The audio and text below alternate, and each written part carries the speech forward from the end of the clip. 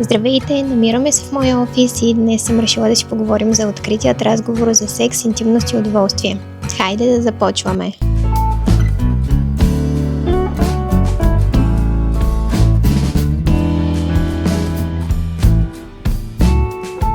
Намираме се в моя офис, направила съм си кафе и съм готова днес малко по-свободно да поговорим на една тема, която ми е много на сърце. Много ще се радвам да ми напишете в коментарите какво мислите по въпроса, който ще поставим след малко и да ми кажете как всъщност вие се чувствате, когато говорите за секс и за интимност, с кого говорите, споделяте ли на някой за проблемите си, от кого търсите съвет, ако имате нужда от такъв. Вече много пъти споменах, че откритият разговор за интимност и удоволствие е мисия на Passion.bg, но все още не сме говорили за това какво всъщност е за нас откритият разговор. Да, сега ще ви разкажа малко повече за това.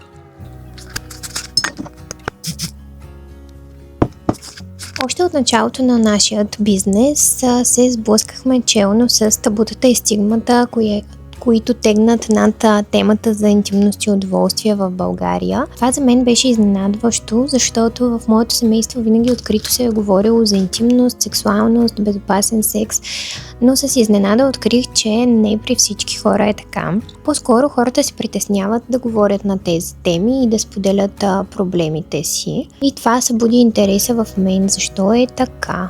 Това, което аз откривам в своя опит е, че хората по-скоро трудно споделят за интимността, за проблемите, които ги притесняват, за желанията, които имат и трудно искат съвет на свой проблем. Разбира се, това не е случайно. Още от детството ни не наричаме нещата с истинските им имена. Говорим за котенца, за цветенца, калинки, всякакви животинки. Дори когато израснем във възрастни хора, това продължава.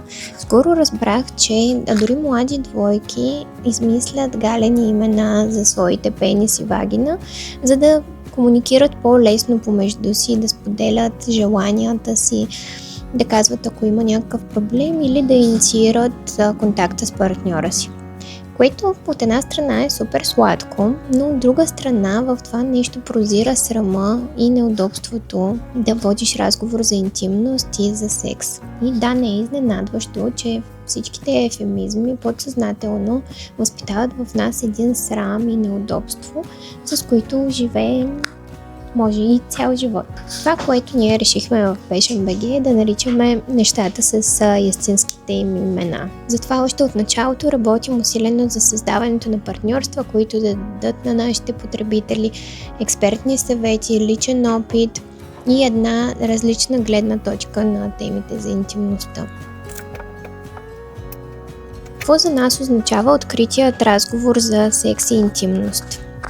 Откритият разговор за нас не е просто говорене, а е онова истинското споделяне, в което можеш да назовеш нещата с истинските им имена, да дефинираш желанията си, да дефинираш проблем, който имаш, да поискаш съвет и да знаеш къде можеш да намериш решение за свой морален, психически или физически проблем. За да постигнем този открит разговор, трябва да имаме няколко неща. Достъп до правилната информация, малко повече увереност, приемане на това, кои сме и какво искаме и по-голяма масовост. И да, след толкова много години работа в нишата, за мен този разговор е напълно естествен.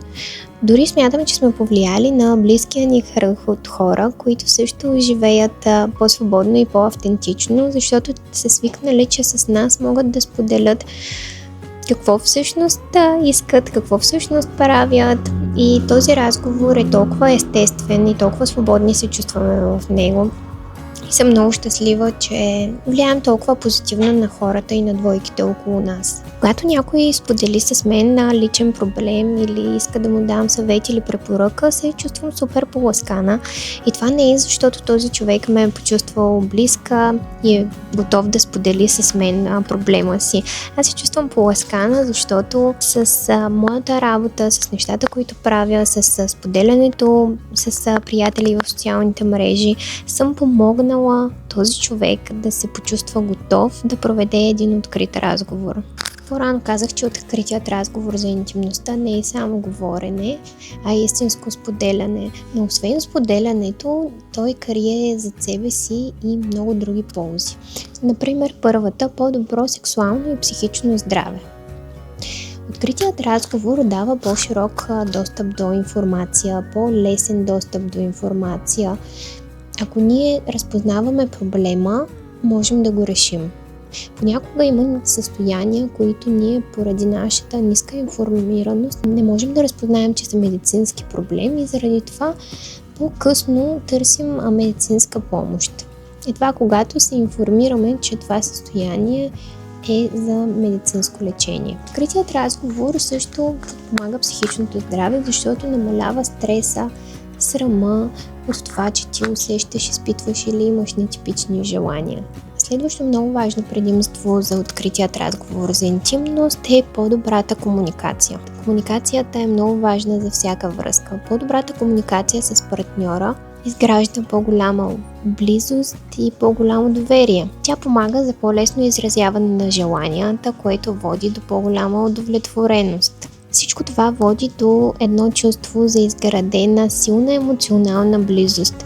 А да не говорим за това, че се намаляват недоразуменията в двойката от това кой какво си помислил, кой какво имал предвид и какво казал, а другия не го разбрал. Повече информираност и безопасност. Може би тук малко се препокриваме с по-доброто сексуално здраве, но по-голямата безопасност всъщност искам да акцентирам на това, че подрастващите, ако имат свободен достъп до информация, могат да се предпазят от нежелана бременност, могат да се предпазят от инфекции, полово предавани болести. Също могат да разпознават по-добре чувствата и емоциите си, желанията си, да приемат всяко желание като естествено и нормално, а не като нетипично, просто защото не са чували, че такова нещо съществува. Това води до следващата полза от откритият разговор за интимност и това е разчупване на стигмата и на срама. Ако водим този открит разговор и той стане масов, темата ще се нормализира